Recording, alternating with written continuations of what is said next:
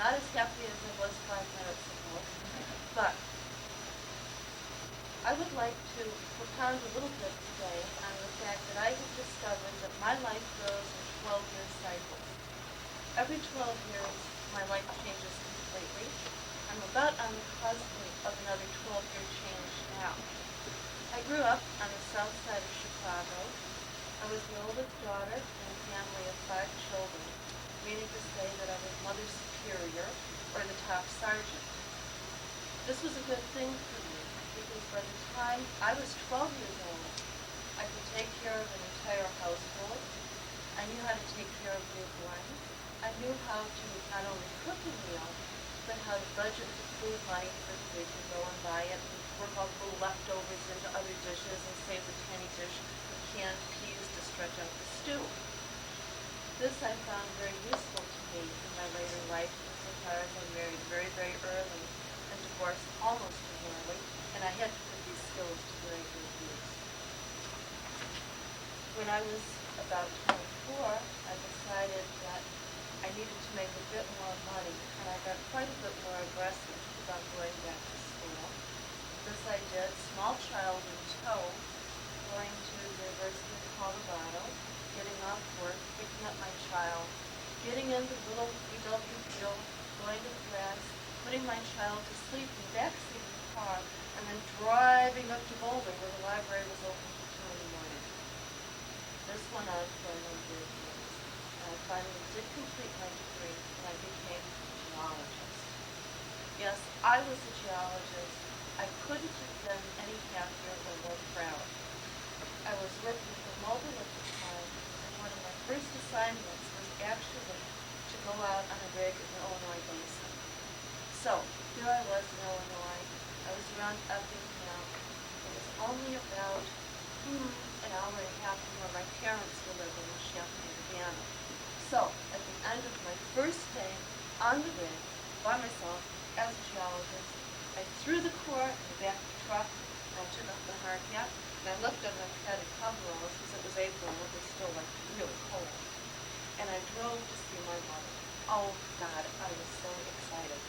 I was bouncing along in the truck, and the door fell on the back, and I'm thinking I should have packed a little bit better, I hope it doesn't break. And so I get there, and I ring the doorbell, and my mother opens the door, and I go, Mom! She looks at me, and her face falls. Come in, she says, and she opens the door, and she says, and give me those dirty clothes immediately. There I am, hair matted down from the hard hat, streaks of drilling mud all over my face, and my turned-down padded coveralls. And my mother really could not cope with the situation. She took all my clothes, she ran them to the washer and dryer, she made me take a bubble bath, and then I came out, grabbed her for the bathrobe, and she said, Dear, I'll talk to your father. I'm sure he will send you to secretarial school. There's no reason why you should have to have a job if you go around dressed like that and looking like that. I was very happy as a geologist. Very happy. I enjoyed the work. It's like putting together puzzles where you only had about 10% of the pieces. And then you say, well, here's what I think it is. A lot of geology is actually done on cocktail napkins after years and bars of good. So, well, I think it's like that. So there's a little lady, you're all wrong. Let's say this piece like this, or that piece going like that, and it moves like that. But I liked being a geologist. Unfortunately, the market for geologists kind of went belly up. This was unfortunate, but it happened. I was in Denver. I got laid off from Boulder finally. I would look in the Sunday paper, the Gospel and the Denver Post, for jobs. They would have environmental jobs, and at the bottom of each ad, they would say, no petroleum geologists in apply. This was like no Irish in apply. This was very upsetting. So I really scratched my head for a long time. I thought, what should I do now? Maybe it's not too late. I'll call my mother up and take her up on an offer, and I'll finally learn how to type at my age. But I was very, very lucky. I had a friend who had gotten a job with the Department of Energy in Columbus, working on the salt repository project. And she said, I think you would like doing this work. I think you would like working. So I put in my SF-171, and I went through a long, complicated, at least 6-month-long process. And I finally got hired from the Department of Energy. So we packed up, we left the glorious Golden West, we came to Columbus, Ohio, and it was as though I had gone to another planet. Nothing could have prepared me for how different government work was from work in the outside sector. After a while, to my shock and amazement, I discovered that I was actually starting to like it. At some point, I realized that I had become enough of a bureaucrat where I had a job that I could no longer explain to people on the outside. I was working on licensing is what I was doing. And I couldn't explain what it is that I did. I liked that. I was so nominally a geologist on the salt project, was doing more and more other things and had very little relationship to physical science at all. But that project came to an end. There were a number of us. We were down in Texas. I thought, well, okay, I'm 36, 12-year cycle, time to do something else. What can I parlay my skills into? What should I do? I don't want to do QA things. I'm not liking any of the jobs I'm finding daily. And I managed to persuade EPA to hire me to do environmental kinds of management. I came up to Chicago, another really big change. I had grown up here, but I hadn't lived here most of my life. Coming back to Chicago after working in Berkeley, Texas, was again like moving to another planet. The first few weeks I was here, I thought I was having a heart attack because my right arm hurt all the time. It really did. And then I realized, no, it's the other side of the heart attack. And my right arm hurt, clutching my purse under my arm with such vigor all the time because I was petrified. I was no longer used to being sick. But I adjusted to it very easily. Bought a house, with the EPA, got tired of that, went back to DOE. I worked on environmental things for a number of years. I'm not quite ready for the 12-year cycle yet. Excuse me, I'm cold. But it's being a little bit more accelerated. And I find that I will soon now be starting another career in areas that are yet unknown because my project's coming to an end. And I think there is a chance that perhaps my government career will be coming to an end at the same time. And I'm now actively preparing myself for a permalance position. That's where you temporarily have a permanent job. I think it might work in the future to an actual freelance position if I run around with consulting work. But I'm figuring since I start now, I will have a little bit of a head start on this next 12-year cycle. And that's all I have to say to you. Ran out. Boys and ideas ran out at the same time. Stay up there, please. What'd she do well? What'd she do well? Something. Yeah. That 12-year cycle, right, a lot of interest. Okay, 12-year cycle, a lot of interest. What does that mean? What does that mean? What's going to happen the next? What's going to happen? She retained that, that same sort of, okay, what's the next one? Okay, all right, what's the next one? Yeah. Well, And you told us here that. too. Okay. Structure. All right. What else she do? Baloney, she didn't move at all. She stuck right there. She stayed right here. She moved, she stayed right there the whole time. That's okay. It's her position of comfort, okay? It's her love. My 10-year-old daughter still has her blanket, okay? I don't say moving physically. She kept the topic moving. Oh, thing, I'm sorry. I jumped to the wrong conclusion. Okay? She kept going. She didn't jump to any. She kept the topic going. She didn't stay one area. Oh, you're absolutely right. Just kept going and going. And the second point about, what else about her movement? Even if she was stationary, there's a lot of body movement. How right? about it? I'm finally a geologist, and this, and I mean, there was a lot of. I wouldn't call it purposeful movement, but it's very expressive. Very expressive. Your face is wonderful tool. Wonderful tool. Use it as you do. Very expressive. Okay. Doesn't she look nice? Okay. Doesn't she look put together? Okay. You want that from a speaker. Okay. You want them to look like they know how to put on clothes. Okay. All right. Around the office now, Mark, if you'd stand up, please. This is the way I look virtually every day, so I'm not pointing fingers at Mark or anything like that. I wear khakis every day, and I usually wear a white shirt. But we don't want our speaker to look like that.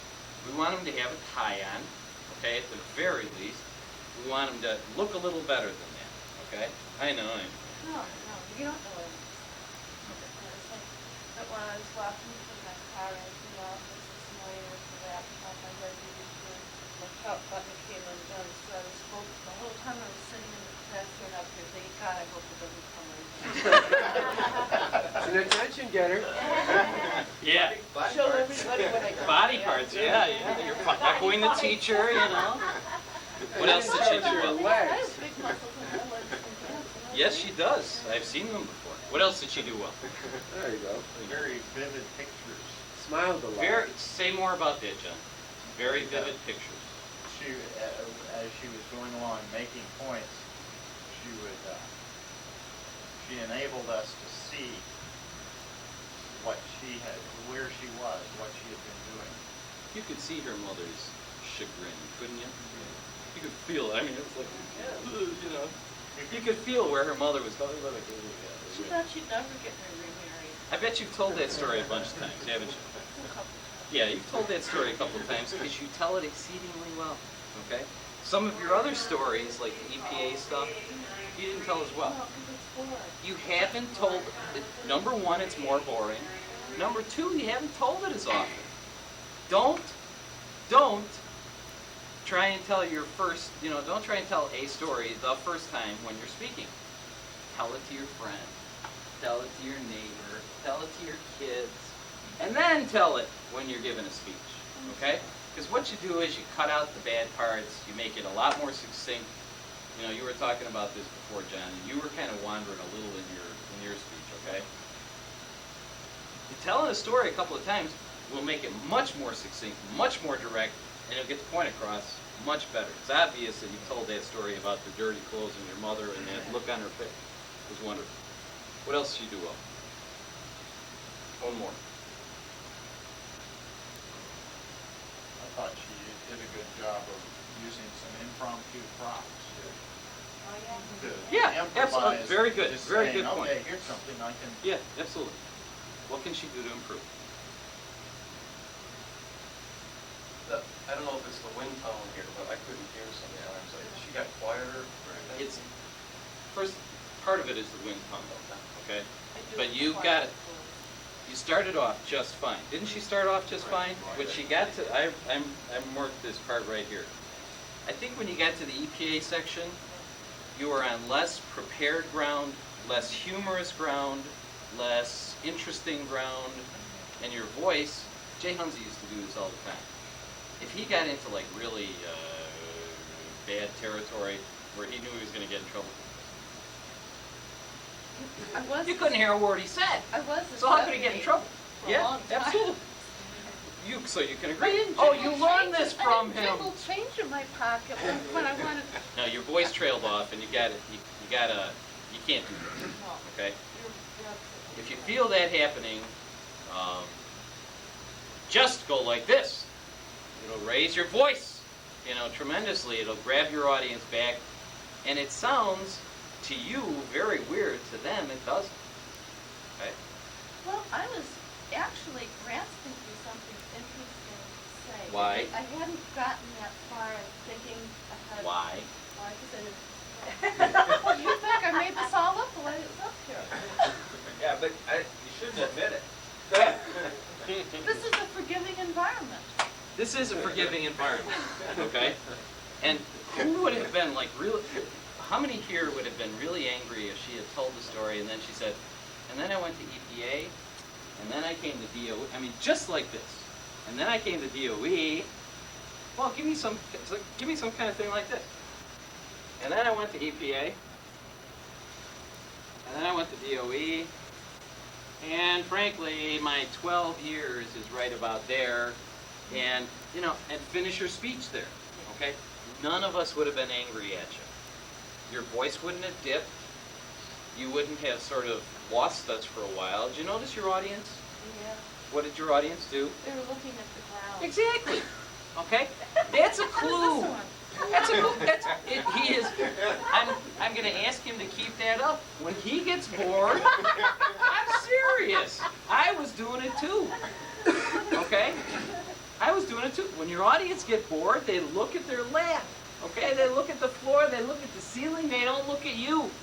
What is that? That's like the biggest gift they can give you. Okay? Privacy. No. It's like feedback. It's like they're not waiting until the end of the speech to give you feedback. They're giving you feedback right in the middle. Okay? What do? You got two options. You can listen to it or you can ignore it. You ignored it. It was the wrong thing to do. Listen to it. Wrap it up. Okay? They're gone from you. Wrap it up. End your speech. You're done. Or, let's say, you know, you're in this real life situation. You've lost your audience. What do? You pump some more, and you've lost your audience, and you've got 2 or 3 more points that you really got to get to. Okay? Now, we've all been in that situation, right? What do? Can you wrap up your speech and get back out of there? No. Because you have certain responsibilities. So what do? You increase your level of energy. You increase your own. Okay? Start calling people by name. You start mentioning Mark Bollinger's name. Man, he ain't looking at the floor ever again in his entire life when you're speaking. Okay? And neither is Tim. Because he now knows, holy Jesus, she's calling people's names. She's going to be looking at me. Maybe she's going to look at me. Okay? Okay? Call his name. Okay? The second thing you do is you raise your own energy level. Okay? So, you just do it. Just do it. Okay? And then the third thing you do is you say, there's nothing more compelling than, I'm just about to finish. Okay? Okay? There is nothing more compelling in the speech than that, right? Because what do? Everybody goes, okay, all right, then I'll listen to you. All right? And then you deliver your 2 points, all right, and you say, you know, we've had enough normal, blah, blah, blah, da, da, da, da, da, da, and then I'm done. Okay? Then I'm done. And then, you know, let's say that in the real life situation, there is more detail about, I don't know, those 2 points that you made, then you handle them in the Q&A. You handle them in the Q&A. Or you handle them after your speech is done. Okay? Take that feedback from your audience and use it, because it's extremely valuable. I was having a hard time thinking of how I could compress things and real fast and wrap it up. Okay. Stand up, please. John, stand up, please. Okay. What'd you use this for? This has been sitting here for all of your speeches. Okay? So is this. What's this been here for? You, Susan, left this up here. What's this for? It's not there. Baloney, it's not there. Now it's not there. Okay? Now it's not there. Control your space. Okay? Control your space. That means this entire space up here is yours. It's all yours, and you're in charge of it. You are responsible for it. And that means you have to control it.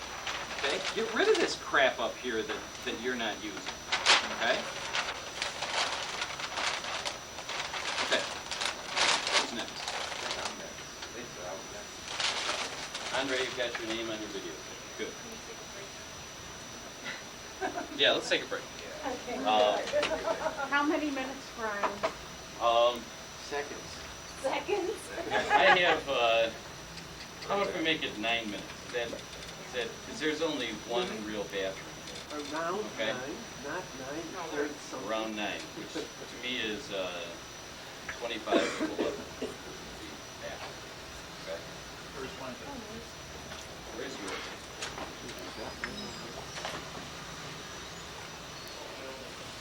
Well, I know they all need an app, so I should check these things. Hi, sir. That wasn't apparent to everyone. We're going to be breaking at noon today. Okay? We're going to be stopping at noon today. I'm going to be trying to reschedule one day when we can all meet again for another morning session like this. So be thinking about that. No demo. Just turn one of them on. That's the best you can do.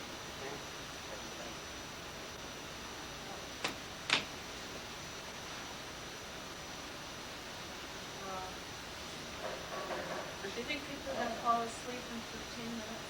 Yes, ma'am. Would you like me to work the lights for you in some way? What I'm going to do then, before I start the briefing, I'm going to set things up and hand out the handout that I'm going to save them for after the briefing. Okay.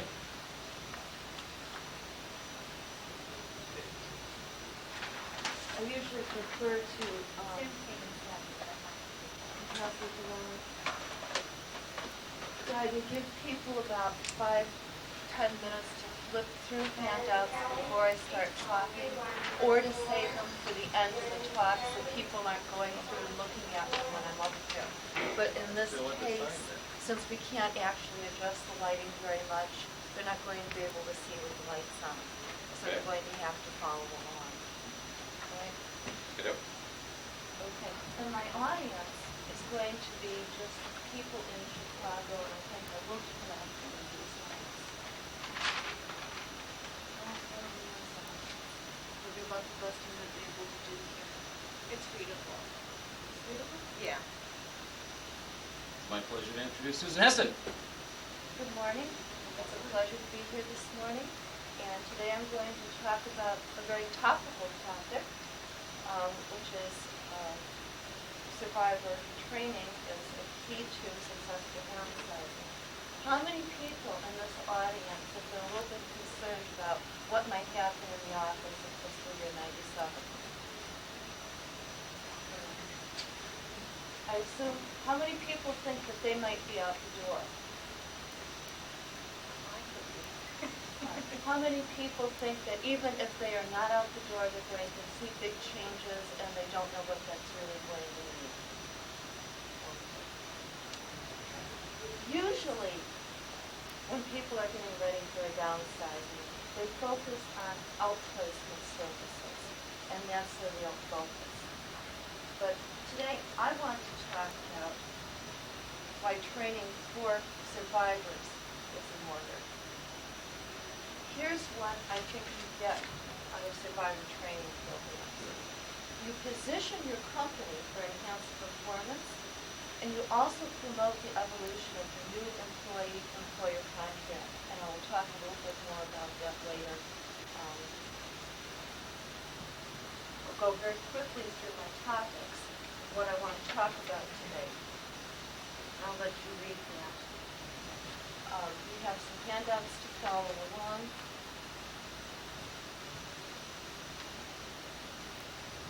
And there will also be an opportunity to ask questions at the end. First, I'm going to give you a little history, a very little history. Beginning in the 80s and 90s, there were really repeated waves of downsizing within industry. We're now beginning to see the same kind of things starting in government as we reinvent government. You know, when you go through downsizing, there's associated reorganization, you have restructuring, and you have right sizing. Surprisingly enough, so far, about 68% of operators have been judged by the people who put them in place as not very successful. You know, people go through the downsizing, they find that they're not lean, they're not mean, and they're not very profitable. This is primarily related to low interest employee productivity and morale following the downsizing. Let me show you what really goes on when people downsize with profitability. Here's what's really going on. You find that for the survivors, profitability and efficiency go way, way down. People cannot cope. They're all shaken up. And as a result, concomitantly, you get absenteeism, cynicism, and employee turnover, and that's the employees who have the skills that you want to keep in the organization. Now, why is this? Why should this be? Why aren't people just grateful to have jobs after downsizing? Shouldn't that really motivate them to work harder and do more? Well, there's more to the equation than that. After a downsizing, during a downsizing, when you're getting ready for a downsizing, you have survivor concerns. And why is this? It's very simple. There is a fundamental shift in the implied social contract. The old social contract, the ones that our parents grew up with, or maybe we did if you're my age, but in the workforce that long, is that I'm the employee. I'm going to give you my loyalty and my hard work. And you're the company. You're going to take care of me. It's very paternalistic. And that contract doesn't exist anymore. The new social contract here is that I have needs that I want and interests I have as a person, and you have goals to accomplish as a company. And for a certain period of time, we can work together and find something that works well for both of us.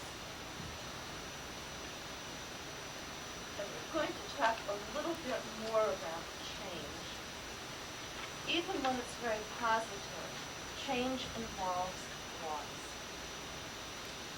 You have loss of attachments. How many people have been a little bit shaken up or felt a passing of things as people retire, they move on, even in Chicago over the past year or two? How many people have had bosses leave, staff they relied upon leave? Okay. The other thing is that when you go through a downsizing, it's usually part of a bigger organizational change. So in addition to loss of specific people, you have a real disruption to your structure. And this is upsetting to people, that they get a certain amount of security in their structure. You have lost turf. People find shifting of responsibilities, divisions of labor. You might not be a supervisor anymore, not a team leader. You have staff you didn't select. Okay. Lots of structure again. You know, structure gives people a sense of identity. You can take out your business card and you can say, here's my name and my number and now my email, and here is my title. We're going to teams. I don't have a title on my business cards anymore. I'm ready. So I'm not up to it. Loss of meaning. When you have a static situation, people know where they stand. When things are shifting, staff make their own interpretations. And also in here, this loss of meaning is the grieving process for something that was, for an organization that people have. Loss of future. This should, I know I think about this one a lot. Here, I'm just not talking about job security. I'm talking about promotion potential. How many people have sat there and thought, well, here I am, if I keep my job, is this it? Is this as high as I'm ever going to go? Or am I going to drop down a grade? I mean, I feel that way. I do. And then loss of control. There's almost nothing worse than feeling hopelessness. As a result, people indulge foot dragging. You'll find resistance to change, or another one. You know, I've experienced this. I don't know about the people yet.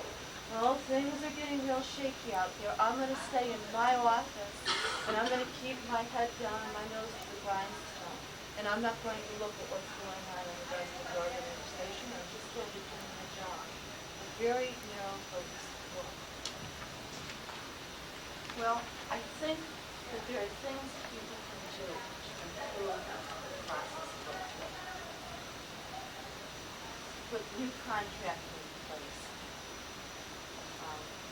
Earlier I said that 68% of downsizing efforts by corporations have been judged by themselves as not very successful. That means that about 32% have been successful. What's different about those? Well, they all seem to have a few things in common. I'll let you read those up there. For both the staff and the managers, there's been an acceptance of overhead change. All right? Things are different. They're going to continue to be different. You know, we're just going to be operating in a little bit of chaos here. Middle management in these corporations that have been successful usually have a much better understanding of the strategy and where they stand versus their competitors than in the unsuccessful ones. And then you have what I consider the real need here. You have the new contract. You have less employee loyalty, but you have a shared commitment between employee and employer to finite set goals. I have a little schematic here that might explain it a little bit better. Well, that's a nice. Too bad it doesn't show up. You have two parties of interest here, really. You have the employee, you and I. We have our own personal skills, our interests, what turns us on, what we want to learn. We might have professional affiliations. You might be a professional geologist, professional engineer, belong to the National Groundwater Association, something like that. So you have professional development skills. The company has things that they want and things that they can offer to you in fulfilling your interests. They need your work, they need skilled staff, they provide opportunities for you to develop and sharpen your skills. And then as a result, because they offer this to you, because you're both working for a shared community of purpose, you wind up with an organization that can recruit and retain very top-notch people. As with most things, a systematic approach helps to anchor a new employee contract.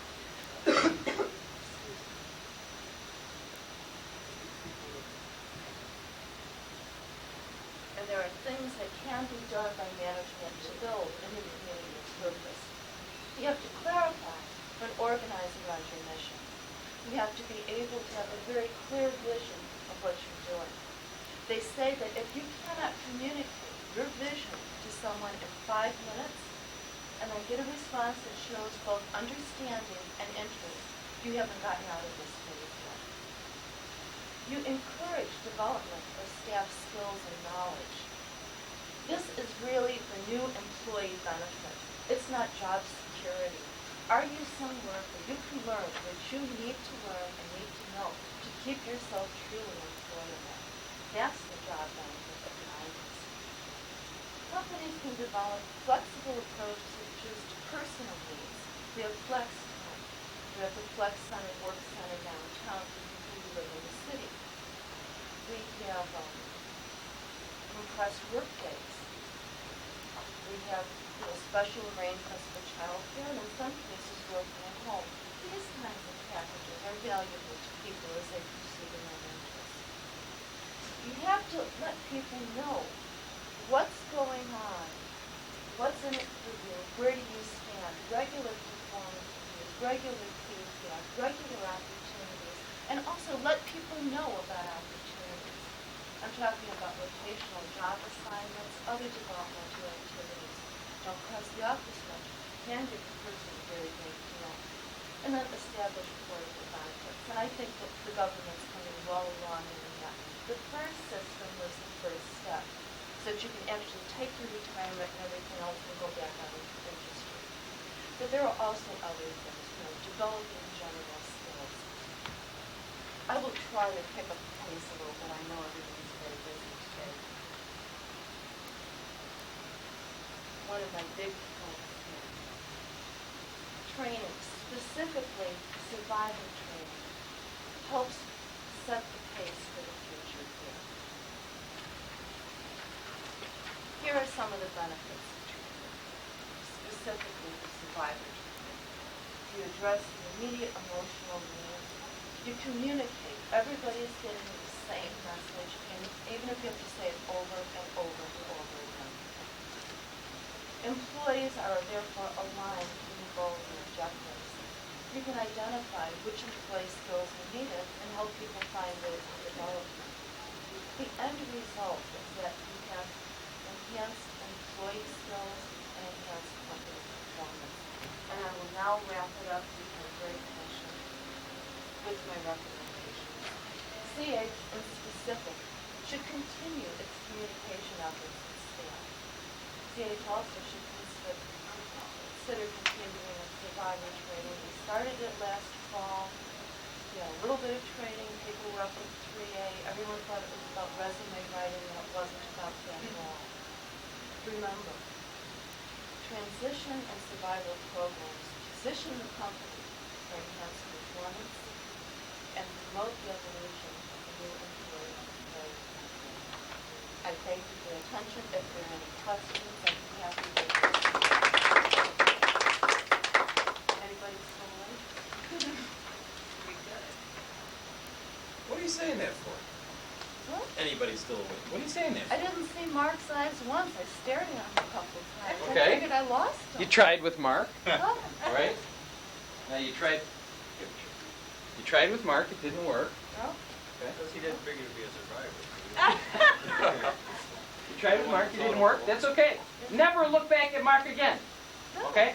It's very distracting to have somebody not meeting you, not having their eyes meet you. Well, So don't get yourself distracted. You're the one in control. You go to him once, you go to him twice, he hears your voice, and right at he his was face. reading the view graphs because you couldn't see. How many times does that happen in a real meeting? That's why I don't like to hand them out until Absolutely, afterwards. and that is, okay. But we can't Okay. see, so The problem is you, I didn't lots of people control say, my environment. lots of people like, in addition to looking at the view graphs, the most annoying one is the person who goes, okay, here's the bottom line right here, right? And then they ask you a question about it halfway through. It's like really annoying. I hate it. So you basically have you all have a responsibility as audience, execute it. So what do? You got to make a decision about whether or not you hand out view graphs. okay. Leave that on. What About do I whether or do? not you use view graphs. What do I do?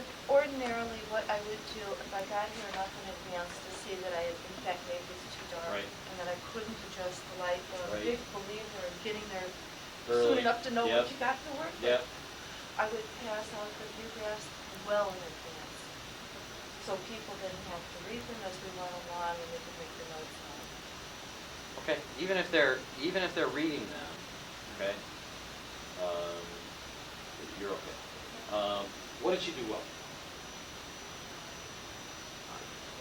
Good, A lot of things. Go ahead. Yeah, I mean, it was like, I like that what you put with the slide says, you can read that. But Bingo. I'm gonna, and then it goes on our own little Right. interpretation of the words up there. Yep. Absolutely. What else? Good grass, I mean, really nicely done. Good That's graphs. really good. Absolutely. What else? Good eye contact. And Yep. What else? Emotional contact. Explained things, and she did it in a way that first raised the question, so the definition would be dull. Wouldn't be what? Dull. Okay. Social contract concept. She used it a couple of times. Right. Wait a second, did it later. Perfect I'm not example. so sure this is defined, but then she defined it. Right. Example. What else? Came She across asked as knowledgeable, questions. too, I thought. Very audience involving. Right. Not only at the beginning, people tend to do this. The first stand up and they're going to tell a joke, or they're going to do some audience involvement, and then it never happens again. Okay? Don't do that. In point of fact, you ought to get you did this quite well. Halfway through, she says, all right, who else did, she forced you to raise your hand again. Okay? That's delightful. One of the things, you thought you were losing somebody. Use it then again. Okay? Mark, what do you think? Mark, what do you think? Yeah. Mark, have you ever experienced this? Okay? Don't ask him a question. Mark, I'm sure you've experienced this. Okay? I'm sure Mark, you're in the right Mark goes, place. okay, I gotta listen. Oh, geez, I gotta listen. Whatever. I'm studying. Pardon? I'm studying and preparing.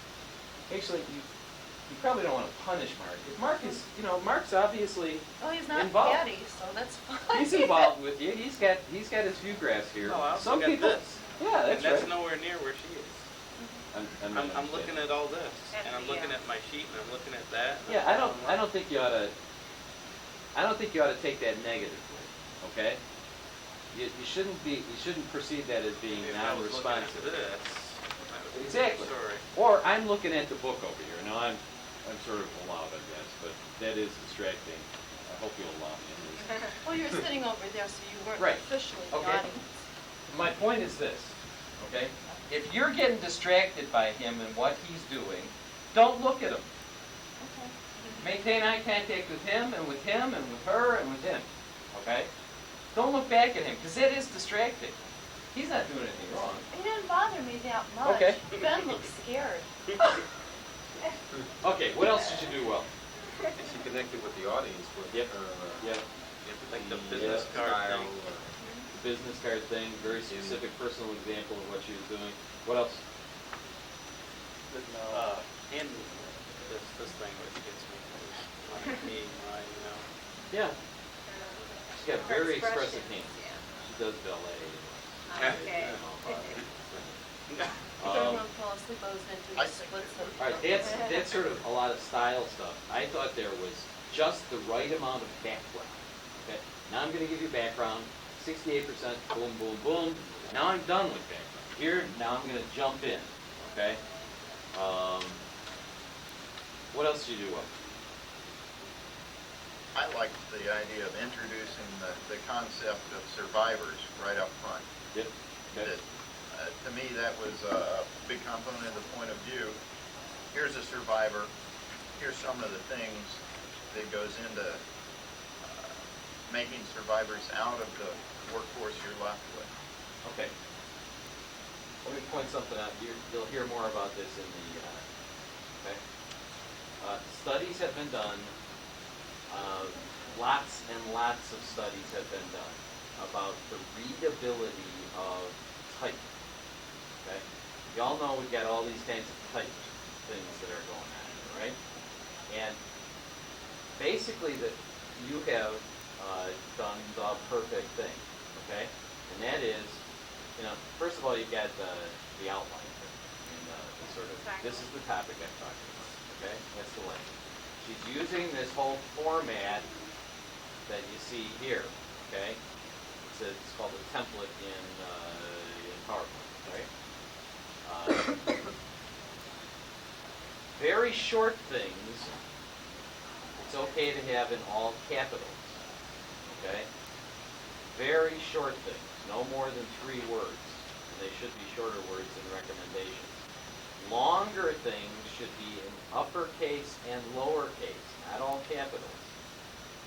Additionally, look at the style of the type itself. This is called a serif type, S-E-R-I-F. Okay? Now, serif is, see those little things right there on the tip of the T? Okay? That's a serif. See that little kind of line right there at the top of the N? Okay, that's a serif. Okay. Serif type is infinite, is I think the number is like 30% more readable than sans serif type. Okay? If you look at the type in your, I think it's Arial is a sans serif type. Okay, and you've got. In PowerPoint, you've got your choice of several types of type. Okay, the sans serif types are bolder and usable in short things like this. Okay, all right. Do not use them in longer things, and heaven forbid there should be a second line here, and you're using sans serif type. Okay. So if you want people to read this either in that form or on the screen, use a serif type. Okay? This down here is, you want to vote, okay? It's all capitals, transition to survivor programs. It seems like, I don't forget what you're. Change. Oh, thank you. Page, whatever, the one with the guy on it, that's a sans serif type thing. You Now, say use that for smaller? Actually, this should be larger. When you're using sans serif type, it should be. Say that 10 times. Yeah. Yeah, I'm getting confused here. I'm not sure which one you want to When use. you're using the thing when you're using the type without the little feet, Yeah? it ought to be at least 20 points or bigger. Okay? Okay. You guys know what 20 Yeah. points is. This is about 16. Okay? Something like that. All right? You can figure it out. 24. This is okay. Actually, this still works for me. Okay, this is nice and short. It still works for me. The one thing that I would recommend is that you not have sort of a jarring look. Okay, i.e., use the same type throughout. Okay, like pick one. Decide in advance. Okay, I'm going to pick one and stick with it. Okay? I'm a novice at this. So Yeah, absolutely. forgive me. Trust me, all of this is it's a no fault thing. Stick with the same type, okay? If you ever look at those trashy ads, like we're going to sell 40 pieces of furniture in an ad that's about this big, okay? Those always have like 8 different styles of type in them, and it's like, Oh, God. so don't do that. Is that, I always had heard, that holds for presentations, I always heard that for just the document you hold in your hands, that the sans serif was much more readable. Look at your newspaper. That newspaper? Yeah, it's a serif type. Yeah, serif type. Now, generally, shorter tabloid newspapers like the Sun-Times more frequently have sans serif type because they can fit more characters in an inch than with serif type. Okay? Right. Now we're getting into graduate school and this stuff. Yeah. But Kerning and all their that. stories are normally shorter. But any kind of Fewer vowels and like put together their stuff. yeah, it is. It absolutely is. But the Tribune and the New York Times and all those sort of stories and all those newspapers that have a higher perception of themselves, shall we say, have always used serif type. Okay. And they usually have. They typically have longer stories than capitals. Okay. People tend to do exactly what Susan has done here, and that is they get to their whole point, I really want you to know this, and they put it in all caps. Okay? And it's the worst thing you can do, because people can't read it. Okay? If it's going to be this long, if it's going to be, transition programs necessary, okay? That's fine. But when you get in that double line, avoid the all caps, okay? So I should not have put my Say that point again? of view. Underline or something like that? Underlining works. I think bold myself works better. Bold, to me, works better. But that's a personal choice. So I should not have put my whole point of view down. So I should have just.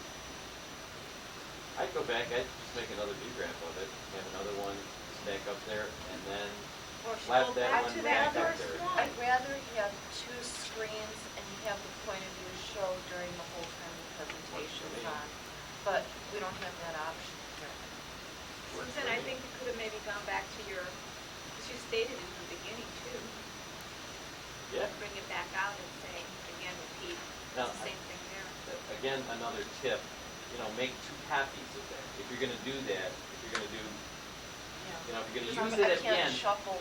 exactly, make Yeah. 2 copies of it, so you don't have to shuffle through the bottom and say, you know. Try to No, I've find done it. that And if too they many pull- times and they okay. all fall on. Let me ask you to stand up again. Alright. And change the blue dress. You can do that? Just take another one. I'll put a different paper? Yeah. Whatever it is, we'll put it up. Did you see what she did? What? Do that. What? Do it again. Oh. No, God, you just did it. They can't do Oh, it yeah. again. Leave the one on there. Here's what you did. Okay.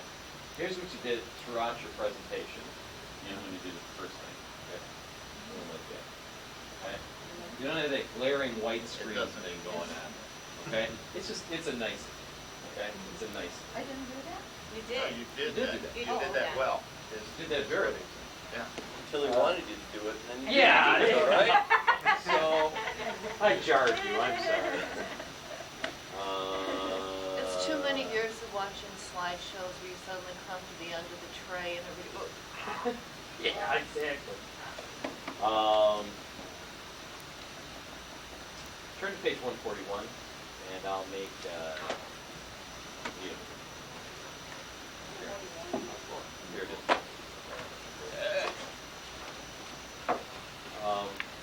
He's got this under the topic of if you speak a lot, but to me it's if you speak a little.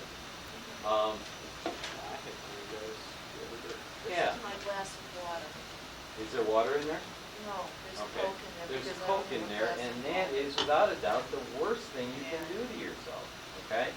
Don't drink coffee, don't drink anything with caffeine in it, and don't eat anything with chocolate in it, or dairy products, prior to speaking. What do I mean by prior? That means 2 hours before.